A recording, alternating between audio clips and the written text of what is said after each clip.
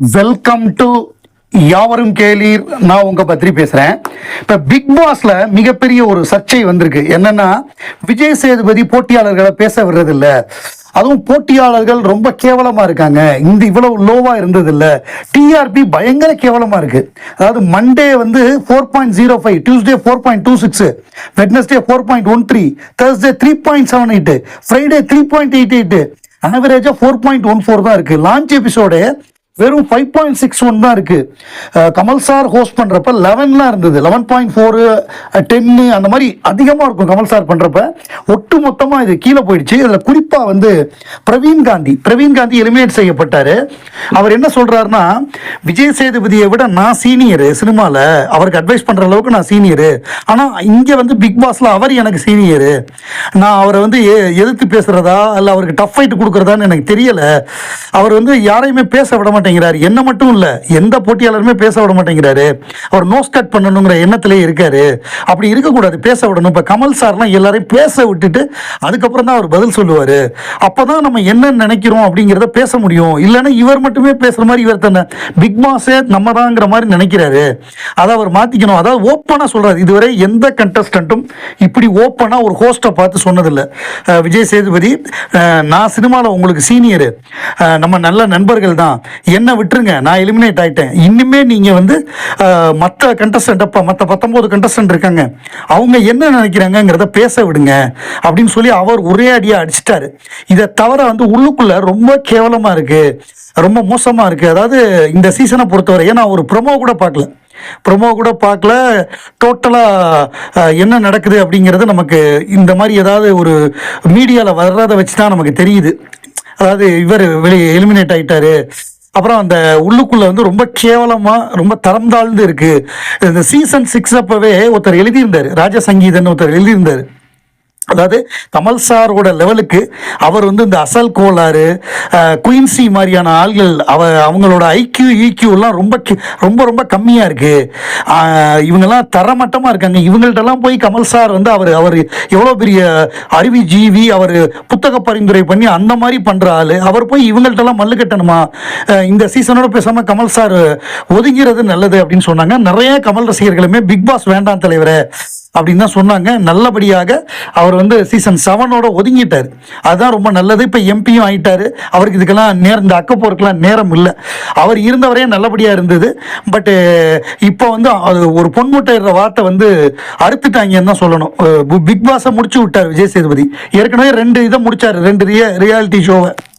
தீபாவளி படங்கள் அப்படின்னாலே நம்ம வந்து தீபாவளி, கமலஹாசன், அதை பிரிக்க முடியாது. ஏராளமான படங்கள், அதாவது 1970களில் ஆரம்பிச்சு, வருமான சிறப்பு காலத்தில் ஆரம்பிச்சு கடைசியாக தூங்காவனம் வரைய ஏகப்பட்ட படங்கள், 20க்கும் மேற்பட்ட படங்கள் தீபாவளிக்கு அவர் கொடுத்து எல்லாமே 90% பெரிய ஹிட்டான படங்கள், மாபெரும் வெற்றி படங்கள். நாயகனே ஒரு தீபாவளிக்கு ரிலீஸ் ஆன படம் தான். இப்போ நம்ம வந்து வறுமை நிறம் சிவப்பு 1981 தீபாவளி வறுமை நிறம் சிவப்பு வந்தது. அதான் வறுமை நிறம் சிவப்பு படத்தை பொறுத்தவரைய அந்த படம் எப்படின்னா, வறுமை நிறம் சிவப்பும் நிழல்களும் ஒரே கதைன்னா வேலையில்லா திண்டாட்டத்தை வச்சு எடுக்கப்பட்ட ஒரு படம் தான் வறுமை நிறம் சிவப்பு. 1980 தீபாவளி, 80 தீபாவளி வறுமை நிற சிவப்பு வந்து என்ன சொல்றது, வேலையில்லா திண்டாட்டம். அந்த இளைஞர்கள், 3 இளைஞர்கள், கமலஹாசன், திலீப், எஸ்வி சேகர், இந்த 3 பேரும் வேலையில்லா திண்டாட்டத்தினால எப்படி இருக்காங்க. அதாவது கமலஹாசன்கிறவர் எப்படின்னா, ரங்கன் அவரோட கேரக்டர், அவர் எப்படின்னா எப்படி வேணாலும் வாழலாம் அப்படின்னு வாழாதவர், இப்படிதான் வாழணும் அப்படின்னு ஒரு கொள்கையோட பாரதியாரை தன்னை மானசீக குருவா வச்சுக்கிட்டு பாரதியார் பாடல்களை பாடிக்கிட்டு ஒரு லட்சிய இளைஞன், ஒரு ஆங்கிரி யங்மேனா இருப்பார். அப்படிப்பட்டவர். அவங்களுக்குலாம் என்ன நடக்குது, இதே தான் நிழல்கள்லையும் இதே மாதிரி நம்ம நிழல்கள் ரவி, ராஜசேகர், இன்னொரு பொண்ணு, இவங்களுக்கு என்ன நடக்குதுங்கிறத நிழல்கள் படம் வந்து கமலஹாசன் வீட்டிலேயே ஷூட் பண்ணாங்க நிறையா. அந்த எஸ்வி சேகர், நம்ம நிழல்கள் ரவி இருந்த இதெல்லாம் கமல் வீடு எல்டாம்ஸ் ரோட்ல, அந்த வீட்டிலேயே ஷூட் பண்ணாங்க.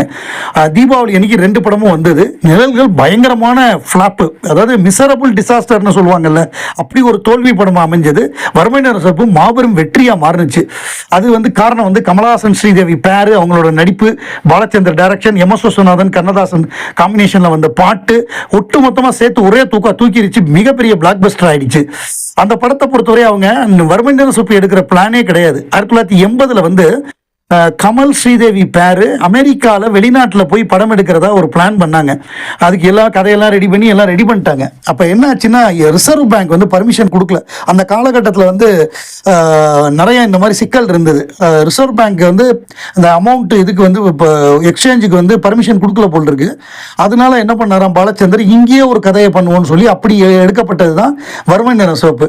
அதை நம்ம எஸ்வி சேகர் தன்னுடைய ஒரு பேட்டியில் குறிப்பிடுறாரு. சமீபத்தில் ஒரு பேட்டி பார்த்தேன், அதில் குறிப்பிடுறாரு. அதில் வந்து அவரை அவர் ட்ராமாலாம் நடிச்சிட்டு இருந்தார். அப்போ அவரை வந்து கூப்பிட்டாங்க, பாலச்சந்தர் கூப்பிடுறாரு அப்படின்னு. இவர் போய் பார்த்துருக்காரு. இவர் பாலச்சந்தரை பார்க்கறதுக்கு முன்னாடி நேராக கமலை போய் பார்த்துருக்காரு. கமலும் அவரும் ஒரு பாலிய சிநேகிதர்கள், ரொம்ப ஃப்ரெண்ட்ஸு. ஸோ போய் பார்த்து இந்த மாதிரி இவர் கூப்பிடுறாரு, பாலச்சந்தர் கூப்பிடுறாரு, என்ன பண்ணலாம் அப்படின்னு கேட்டோடனே அவர் பாலச்சந்தர் சார் வந்து உங்களையும் என்னையும் நம்பியா படம் எடுக்கிறாரு, அவரை நம்பி படம் எடுக்கிறாரு, முடிஞ்சா பாருங்க, அதாவது மலையை வந்து மைத்த கட்டி இழுத்து பாருங்க, வந்தா மழை இல்லைன்னா முடி போனா போச்சு அப்படிங்கிற மாதிரி சொல்லியிருக்காரு. தைரியமா வாங்க, டான்ஸு அதுக்கெல்லாம் பயப்படாதீங்க, நான் உங்களுக்கு ஹெல்ப் பண்றேன். கமல் இருந்த தைரியத்தில் அவர் நடிக்க வந்துட்டாராம். அந்த படத்துலேயும் அவருக்கு நல்ல பேர் கிடைச்சது. படமும் பெரிய வெற்றி பெற்றதுனால அதுக்கப்புறம் நிறையா வாய்ப்புகள்லாம் வர ஆரம்பிச்சது அப்படின்னு அவர் சொல்லியிருக்காரு. பாலச்சந்தரை பொறுத்தவரை அவரே யாரையுமே நம்ப மாட்டார். அவர் தன்னை தான் நம்புவார். அதுக்கு உதாரணம் நான் சொல்கிறேன். அதாவது கண்ணதாசன் எம்எஸ்விலாம் பீக்கில் இருக்காங்க. எம்எஸ்வி பீக்கில் இருந்தப்ப அவருக்கும் எம்எஸ்விக்கும் ஏதோ கருத்து வேறுபாடு, ஒரு சின்ன கருத்து வேறுபாடு. அந்த காலகட்டத்தில் என்ன பண்ணுறாரு, வி குமாரை போட்டு படங்கள்லாம் எடுக்கிறாரு. வி குமார் மியூசிக்கில் அவர் எடுத்த படம் இரு கோடுகள், புன்னகை மன்னன், பூவிலி கண்ணன், அந்த பாட்டெலாம் பெரிய ஹிட் ஆச்சு. வி குமாரை வச்சு பண்ணாரு. அதே மாதிரி இன்னொன்று பார்த்தீங்கன்னா, நம்ம கண்ணதாசனுக்கு அவருக்கு ஏதோ சின்ன பிரச்சனை, அப்போ வந்து ஃபுல்லாக வாலியை யூஸ் பண்ணார்.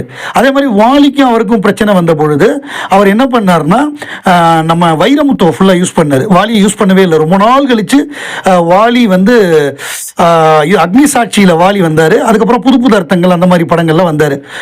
அந்த மாதிரி பண்ணார். அப்புறம் இளையராஜா கடைசியாக போனவர் அவர் தான். அதுக்கு முன்னாடி எல்லாருமே மாறிட்டாங்க. கமலஹாசன்லேருந்து இல்லைப்பா எல்லாமே மாறிட்டாங்க. பாலச்சந்தர் தான் கடைசியாக போனார். 1985 தான் அன்னக்கிளி வந்த வருஷம் எப்போ சிந்து பைரவி வந்த வருஷம் எப்போ 1985 சிந்து பைரவி. அப்போ தான் போகிறாரு பாலச்சந்தர் வந்து இளையராஜா கிட்ட. ஆனால் ரொம்ப நாள் நீடிக்கலை. ஒரு 3 வருஷம் 4 வருஷம் தான். அதாவது எனக்கு தெரிஞ்சு நான் சொல்கிறேன் கரெக்டானு பாருங்கள். ஒன்று சிந்து பைரவி, அதுக்கப்புறம் மனதில் உறுதி வேண்டும், அதுக்கப்புறம் புன்னகை மன்னன், உன்னால் முடியும் தம்பி, புது புது அர்த்தங்கள், இந்த இவ்வளோ படங்கள் தான் ஒர்க் பண்ணியிருக்காரு. நான் 5 படமோ 6 படமோ தான், இன்னும் ஏதோ ஒன்று நான் விட்டுருந்தா கூட 5-6 படங்கள் தான் வேலை பார்த்துருப்பாங்க. கடைசியாக உன்னால் புது புது அர்த்தங்களோட பிரச்சனை வந்துடுது. புது புது அர்த்தங்களுக்கு அப்புறம் அவங்க ரஹ்மானு, மரகதமணி, தேவான அவங்க போயிட்டாங்க. அதுவும் அதோட கட் ஆகுது. இப்போ கமலுக்கும் அவருக்கும் உன்னால் முடியும் தம்பியில் பிரச்சனை வருது. பிரச்சனை வர்றதுனால என்ன ஆகுதுன்னா, அழகன் படம்லாம் ஓடி இருக்க வேண்டிய படம். கமல் நடிச்சிருந்தா பாலச்சந்தர் டைரக்ஷனில் அழகன்லாம் சூப்பர் ஹிட் ஆயிருக்கும். அந்த படத்தோட பாட்டுக்கும் அந்த படத்தோட கான்செப்டுக்கும் பெரிய ஹிட் ஆயிருக்கும். அவர் என்ன பண்ணுறாரு, கமலோட பிரச்சனை, கமல் வேண்டாங்கிறதுனால மம்முட்டிகிட்ட போகிறாரு. மம்முட்டியை எடுத்து அந்த படம் ஃப்ளாப் ஆகிடுச்சு.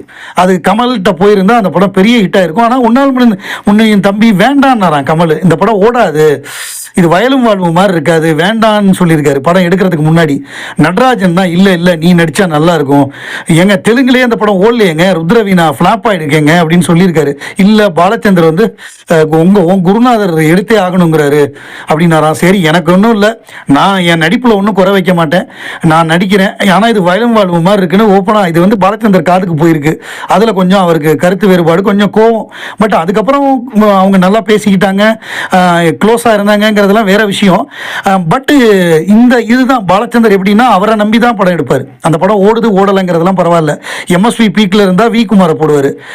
வி குமார் நம்ம இவர் கண்ணதாசன் பீக்கில் இருந்தால் கண்ணதாசனோட பிரச்சனைனா வாலிட்ட போவார், வாலிட்ட பிரச்சனைனா வைரமுத்துட்ட போவார். கமலஹாசன் நம்பர் 1 ஹீரோ, கமலஹாசன் தன்னுடைய சிஷ்யன் இருந்தாலும் கமலோட கருத்து வேறுபாடுன்னா அவர் மம்முட்டிட்ட போறாரு.